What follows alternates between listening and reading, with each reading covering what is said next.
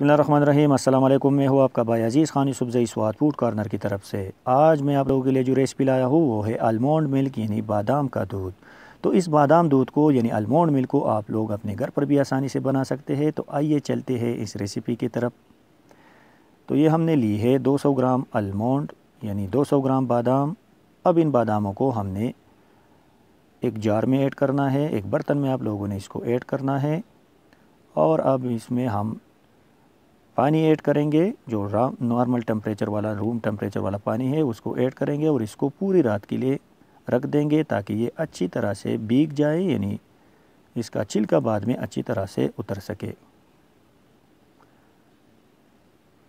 तो इसको तकरीबन 12 घंटे गुज़र चुके हैं और ये अच्छी तरह से भीग चुके हैं। ये आप देख सकते हैं, इसका कलर भी पानी का बिल्कुल चेंज हो चुका है।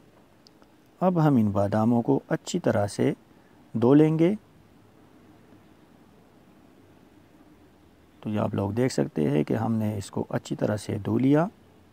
अब इन बादामों को एक दूसरे जार में यानी दूसरे बर्तन में डालेंगे और इसका छिलका उतारेंगे। जब भी आप लोगों ने बादाम का मिल्क यानी बादाम आलमंड मिल्क बनाना है, तब आप लोगों ने बादाम को लाजिम पानी में भिगो के रखना है ताकि इसका छिलका रिमूव हो जाए अच्छी तरह से। तो ये आप लोग देख सकते हैं कि हमारे बादाम का छिलका कितनी आसानी से उतर रहा है। तो आप लोग भी लाजिमी इसको पहले भिगो के रख दें। तो ये हमारे सारे बादाम बिल्कुल रेडी है। तो अब हम इसके बाद अगला प्रोसेस शुरू करते हैं।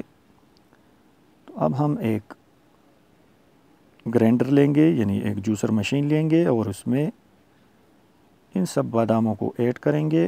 तो ये हमारे पास 200 ग्राम बादाम है और अब हम इसमें 1 लीटर पानी ऐड करेंगे।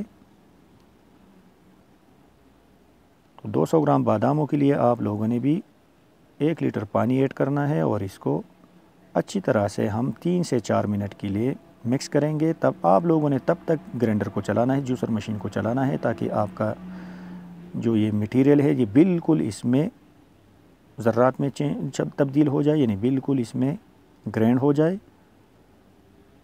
तो ये आप लोग देख सकते हैं कि हमारा जो आलमंड मिल्क है वो रेडी है, लेकिन अभी भी इसका प्रोसेस ख़त्म नहीं हुआ है। अब हम एक जग लेंगे या कोई भी बर्तन आप लोगों के साथ अवेलेबल हो, आप उसको लेके उसके ऊपर एक जाली वाला कपड़ा बिछा देंगे इस तरह से। अगर कपड़ा आप लोगों के पास नहीं है तो आप लोग जो बिल्कुल बारीक सुराखों वाला छन्नी होता है उसकी मदद से भी आप लोग इसको छान सकते हैं, लेकिन हम इसको कपड़े की मदद से छान लेंगे, क्योंकि जो इसकी बाकी जो वो ज़र्रात रह जाते हैं बाद में आप लोगों ने उसको दबाना है ताकि अच्छी तरह से उसका जो सारा दूध है वो बिल्कुल निकल जाए। तो ये आप देख सकते हैं। अब हम इसको इस तरह से दबा लेंगे ताकि इसका जो जितना भी इसमें दूध बाकी है इस मटेरियल में, ताकि वो अच्छी तरह से निकल सके। तो ये आप लोग देख सकते हैं कि हमारा जो आलमंड मिल्क है यानी बादाम का दूध है वो बिल्कुल रेडी है। अब आप लोगों की मर्ज़ी के मुताबिक आप लोग इसमें शहद भी ऐड कर सकते हैं, चीनी भी ऐड कर सकते हैं, चॉकलेट भी ऐड कर सकते हैं और बनाना भी इसमें ऐड कर सकते हैं और इसका एक मिल्क शेक भी बन सकता है। तो ये था हमारा आज का रेसिपी आलमंड मिल्क यानी बादाम का दूध, जो हमने आप लोगों के साथ शेयर किया। तो अब हम इसमें शहद डाला है तो हम उसको अच्छी तरह से मिक्स करेंगे और ये बादाम हनी मिल्क शेक बन जाएगा।